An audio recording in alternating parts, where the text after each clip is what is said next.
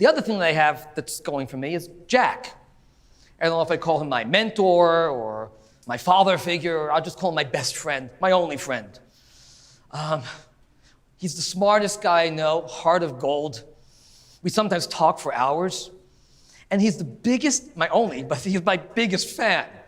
He loves my music. He calls it an oasis in the stinkiest desert on earth.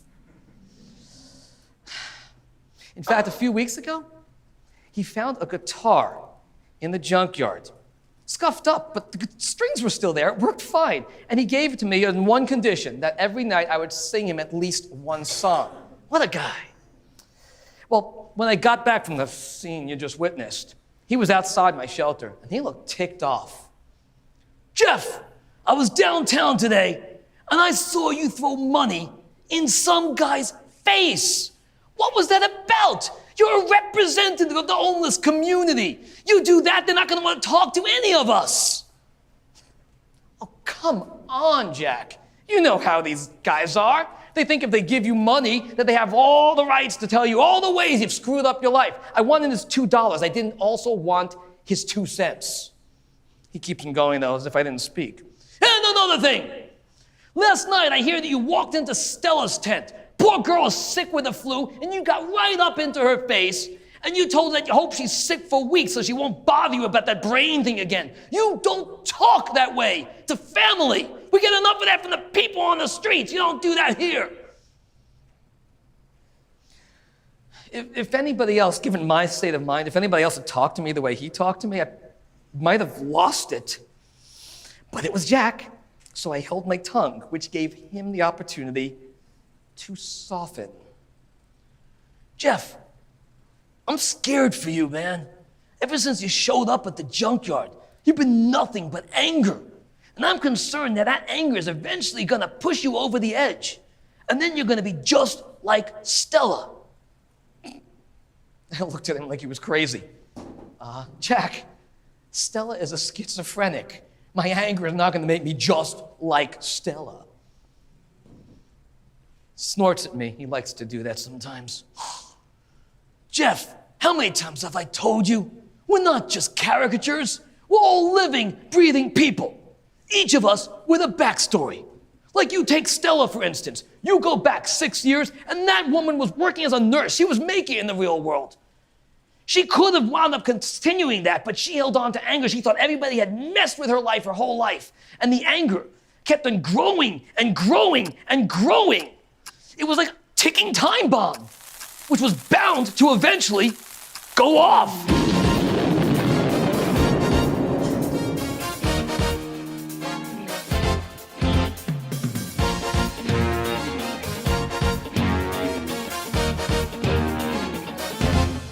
She was an angry woman, angry at the world for all that they had done. They'd taken all her fun, yes, she communicated, but only very loud. They'd never see her cry. She'd rather say goodbye, but that was just her way of pushing them away, so she would not be hurt by betrayal once again. But by running from the world, she guaranteed a life of pain.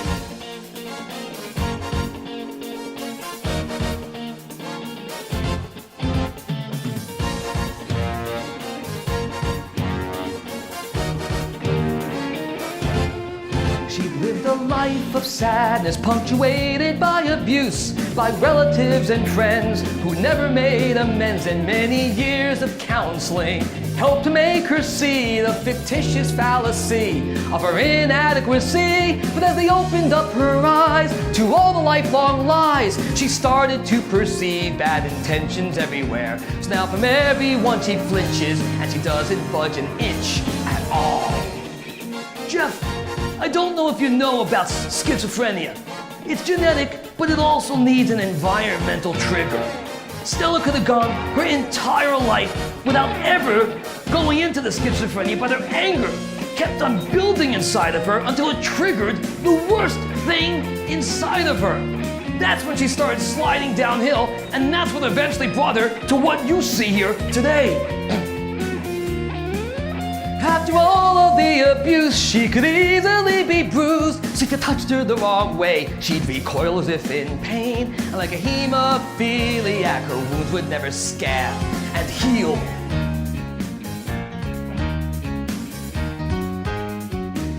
You know, people who know her have told me when she was younger, she had a good outlook on life. She was smart up there.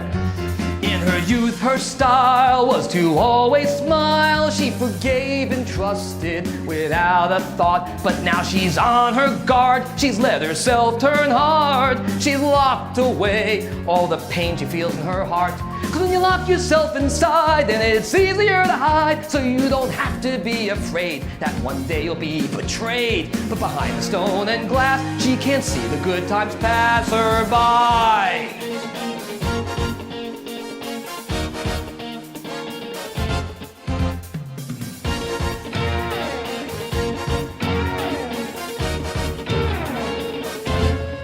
She is an angry woman, angry at the world for the lonely life she leads, and for all her unmet needs. She craves the love and kindness she longed for in her youth, but since it can't always be there, she's just muddled in despair. She's as angry as a mask, though she denied it if you asked. She's entrenched within her ways and can't see the part she plays. She wants the world to come to her, and while she waits, the hurt and anger grow.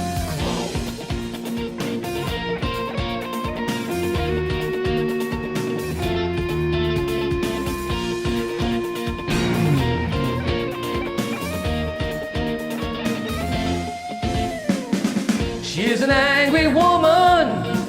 She will never let it go. She has let it take control. She is an angry woman. Her anger serves as a disguise, so no one sees her sad and lonely eyes.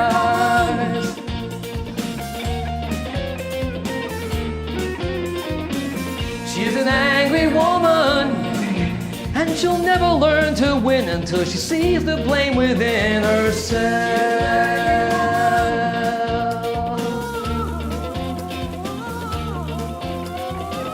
She's an angry woman.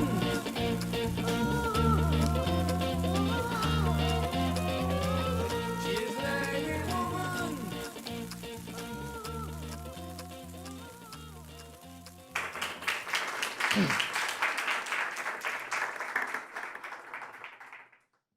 Hey, Jeff Rothkopf here. If you're enjoying this play, head on over to my website, rummagethroughthejunkyard.com, and purchase my album. You can get all 15 songs from the musical on one CD with a gorgeous lyric booklet, or you can get it as a digital download. And tell your friends about the musical. It's meant to be shared. Thank you so much for watching and for your support.